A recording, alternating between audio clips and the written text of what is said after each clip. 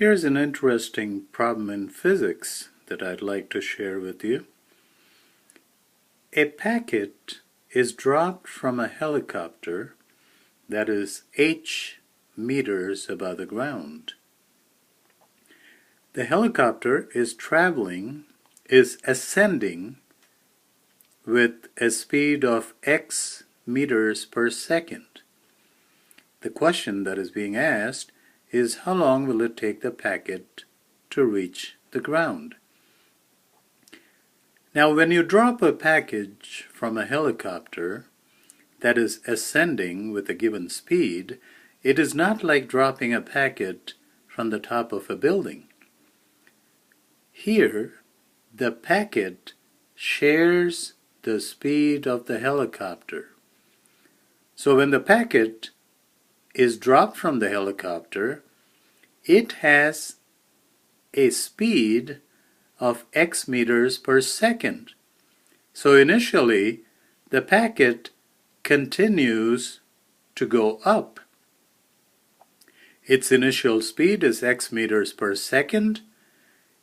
At some point, it'll exhaust all of that speed as gravity works against it, and the final speed will come to 0 meters per second. And initially, it'll travel a distance vertically upward of h meters. Now, how do we find this distance, h meters, and how do we find the time it takes to travel that distance? Well, you have the two equations. S, the distance, is given by ut, where u is the initial velocity, t is the time, plus half gt squared. G is the acceleration due to gravity.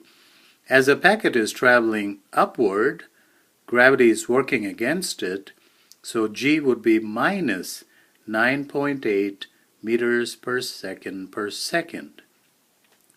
But first, you have to calculate the time that it takes to travel those h meters, and this can be got from the equation v, the final velocity, is u, the initial velocity, plus gt.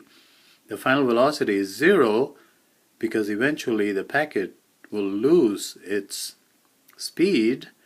The initial velocity was x meters per second. G is negative 9.8 meters per second squared, and you can find t.